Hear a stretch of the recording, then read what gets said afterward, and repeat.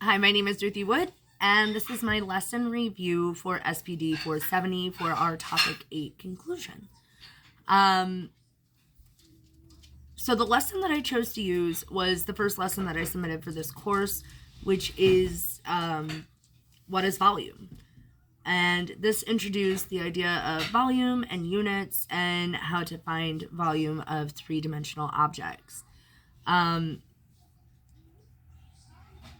What really stuck with the kids was the anticipatory set where we just talked about what we know volume to mean. So the obvious first answer was volume is how loud something is.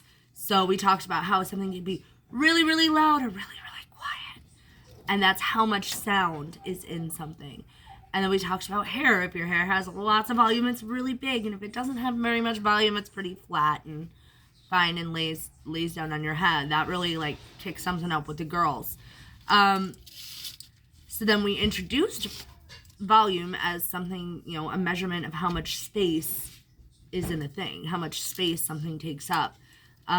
We did a really cool manipulative lab with this where they got to fill things, not these things, much smaller rectangular prisms. They got to fill them with unit cubes and see how much volume was in there with that kinesthetic manipulative tool.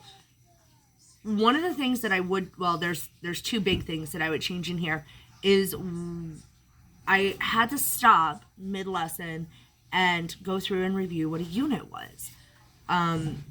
So we talked about the unit cubes, and I'm like, what is a unit? And they're like, that. I'm like, no, but what is a unit? It's a section in our book. So at that point, we stopped where we were in our lesson, and we went back and we discussed units of measurement. One of the things that we did to give them that hands-on experience is we counted pencils. How many pencils? Wide is our table? How many footsteps is it from one end of our table to the other end of our table? Got them up and moving, and then they're like, oh, okay, a unit is how we measure something. It's any measurement. So the unit could be inches, it could be centimeters, it could be feet, it could be cups or ounces or milliliters. I apologize, all four of my kids are home today. So that really helped them to bring that connection in. The second thing that I would change in my lesson, and this is for two reasons I would change this. One, it would be for that cure scaffolding, for that the bigger connections within a larger group, but yet a small group still. And for time's sake, would be the manipulative activity of filling different containers, like different size containers with unit cubes. I initially, in the lesson plan, I had it with their table partners. So it was two students working together to fill three rectangular prisms with these unit cubes. And we had three sizes. We had a small 2x3x3 container. We had a cube, a 4x4 cube. And then another, I think it was 5x2x3 container that we ended up using for the lesson, which was different. It deviated from what I had in the lesson plan, the sizes did, but that's what we had available, so that's what we used, and it still worked out. So after students filled the first prism, the 2x3x3 was just a little box, with their table partner, that took 10 out of the 20 minutes that I had set aside for this project. Not project, activity.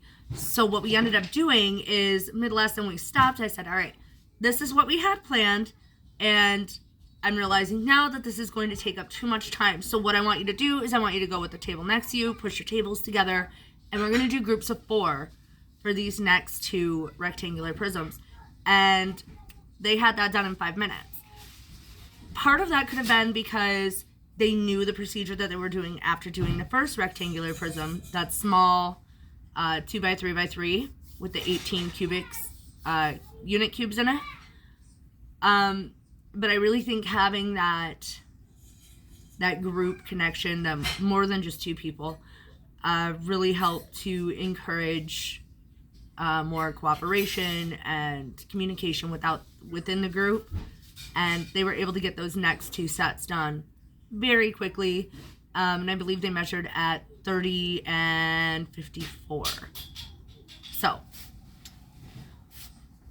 do larger group sizes with a manipulative activity, but still keep it a small group. 5 seems to be that magic number where if it's more than 5, they kind of lose their heads, and less than 3, it wasn't really making all of the connections that I would like to see them make.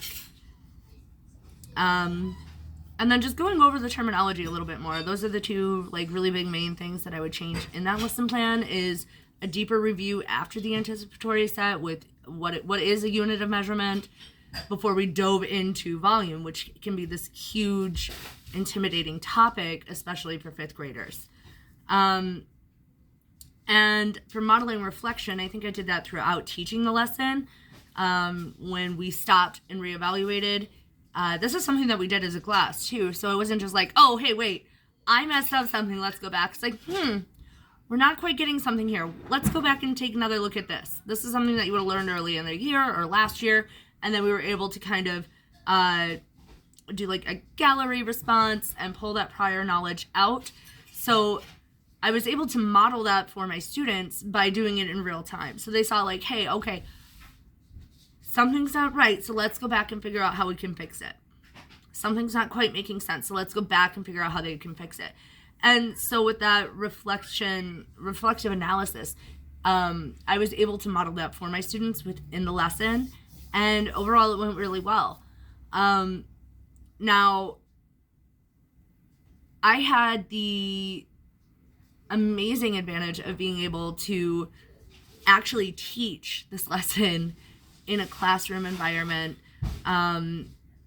with students who I'm familiar with for other reasons. Actually, I was asked to step in and sub a classroom while we were doing a testing, and this happened to be the lesson for the day, and I knew I had this lesson plan in my back pocket, so I'm like, hey, administrator, can I teach this? Can I do this on top of, and the teacher was on board, so I had that huge advantage of being able to, create the lesson ahead of time and then actually teach the lesson and see how well I did. And that, I think, was really reflective for me, because that experience helped me fine-tune and craft the way that I made the rest of the lessons for this course, as well as my intervention lessons that I do with my Title I reading intervention groups, my whole 16 of them that I do throughout a day.